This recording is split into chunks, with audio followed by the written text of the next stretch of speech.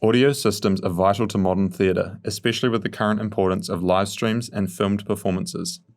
Let's first have a look at the common audio equipment in most theatre audio setups. We will start at the end of the signal flow and work our way back to the source. Later on, we will have a look at how an audio signal works at a more fundamental level. The final destination for an audio signal is generally the speakers or public address system in the theatre. There are many different setups depending on the venue. In the Coastlands Theatre, we have a small line array system. This is permanently installed and tuned to the room. The speaker boxes are connected to separate amplifiers.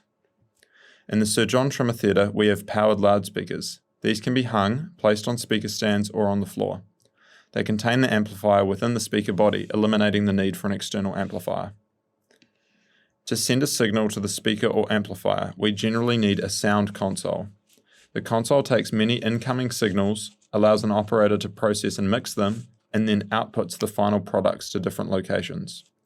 For most setups, we just have two outputs, main left and main right. It is sometimes necessary to have other outputs, for example, foldback monitors, a live stream, recording, or additional speakers in another room.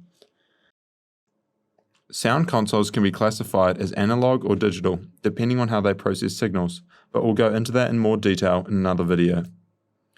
It is often impractical to run cable from every sound source directly to the sound console. To make our lives easier, we can use stage boxes. A stage box is a box that can be placed closer to the sound source. It has multiple input and output connectors. These are wired to connectors at the other end of a long cable, which can be plugged into the sound console. A stage box effectively allows us to have a secondary hub for our cable runs. Microphones or other inputs on stage, as well as foldback monitors, can be plugged into the nearby stage box, saving time and cable. Stage boxes can also be digital or analog, depending on how they send signals to the console. Note that digital stage boxes cannot be used with analog sound consoles. The most common input or sound source is a microphone. For now, all we need to know is that a microphone takes the physical sound and translates it into an electrical signal. This can be sent through cables to a sound console or directly into a powered loudspeaker. We have another video that goes into a lot more detail on microphones, the different types, and how they work. Let's have a look at different types of cable used for audio applications. The main type is a cable with 3-pin XLR type connectors, often called a microphone cable or just XLR. Note that this is different from the 5-pin XLR cable used for lighting control. 3-pin XLR is the standard input and output connector on sound consoles, as well as the standard input connector on powered speakers and amplifiers. The third pin in an XLR cable is used to ground the system. This helps to protect the signal from unwanted interference, such as the electrical fields generated by mains electrical cables. Cables that are grounded like this are said to carry a balanced signal. Unbalanced cables do not have a ground connection. These cables are suitable for short distances, such as a guitar to a nearby instrument amplifier, or from a laptop to the auxiliary input in a sound console. They are not protected from electrical interference. If unbalanced cables are run too far, over about 5 meters, or exposed to electrical interference from electrical or even other audio cables, they can develop a buzzing sound. This in many cases can make the signal completely unusable. Let's have a look at some other common cables. This is a tip sleeve connector. It can be used to carry unbalanced signals and is usually used with instruments such as electric guitars or keyboards. This is a tip ring sleeve connector.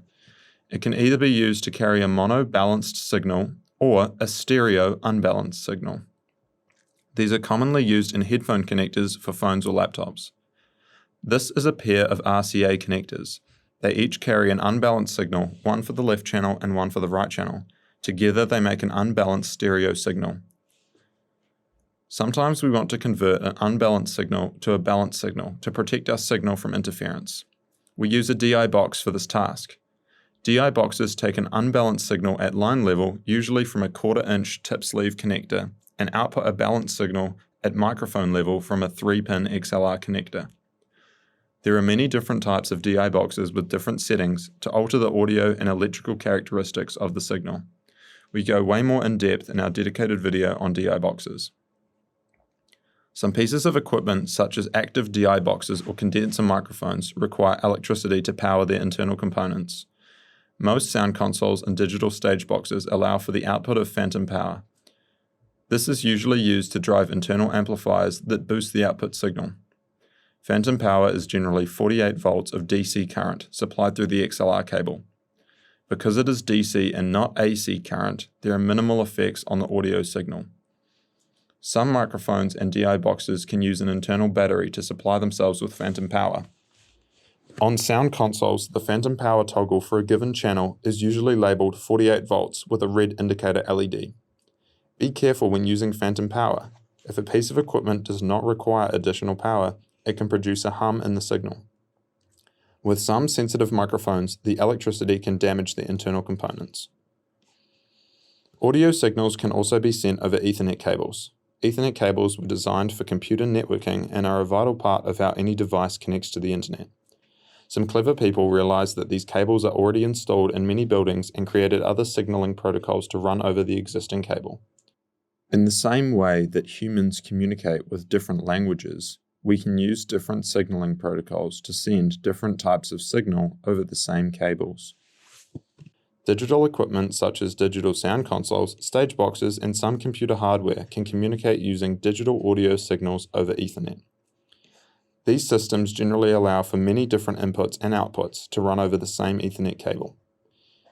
AES-50 is an open-source Ethernet signaling protocol that is used to connect Behringer, Midas, TurboSound, and other devices. Dante is another Ethernet signaling protocol that also supports video. It is created by Audionate and is used by PreSonus, Allen & Heath, and others. Expansion cards are available for many digital sound consoles that allow them to work with these systems. Some digital signaling protocols, such as Midas's Ultranet, can also be used to output signal to speakers, foldback monitors, and in-ear monitoring systems. Time to talk about audio signals in a cable. To be clear, analog signals are generated and processed by individual electric components and generally resemble some form of sine wave. Digital signals are generated and processed by computers. They are in binary form, lots of ones and zeros. Most digital signals in theater audio originate from analog signals and are converted back to analog signals after processing.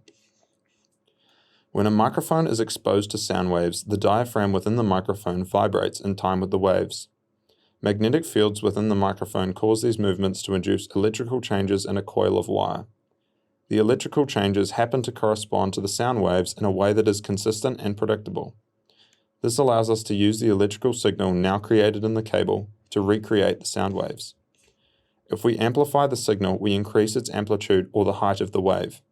This makes the signal stronger and perceived as louder. If we make the signal too loud, it can exceed the physical limits of the processing or speaker equipment. To avoid damage to the electronics, the audio is clipped. When this happens, we lose information. If the signal is too quiet, the amplitude is too low, background noise or fuzz sounds will become noticeable. This is why gain control is vital to a good sound mix. The signal must be strong enough to carry to the intended destination while not being too loud so as to lose information. A speaker uses the same principles as a microphone diaphragm, but in the opposite direction. Electrical signals are fed through an amplifier and then to the speaker. The alternating current through the coil creates a magnetic flux as the voltage flips direction many times per second. The fields either create attracting or repelling forces against the internal magnets, pushing the speaker cone back and forth. This in turn compresses the air into waves of high pressure. These are sound waves. Depending on how fast we move the speaker cone, we hear different sounds. In summary, 3-pin XLR cables are used to carry a balanced signal between audio devices. Other cables are used to carry unbalanced signals, but they can be susceptible to interference. We can use a DI box to convert an unbalanced signal to a balanced signal. Phantom power of 48 volts DC can be sent through XLR cables to power active DI boxes and condenser microphones. Microphones and other sound sources create an analog signal, a wave within a cable that is sent to the sound console, processed, amplified, and then used to output from speakers.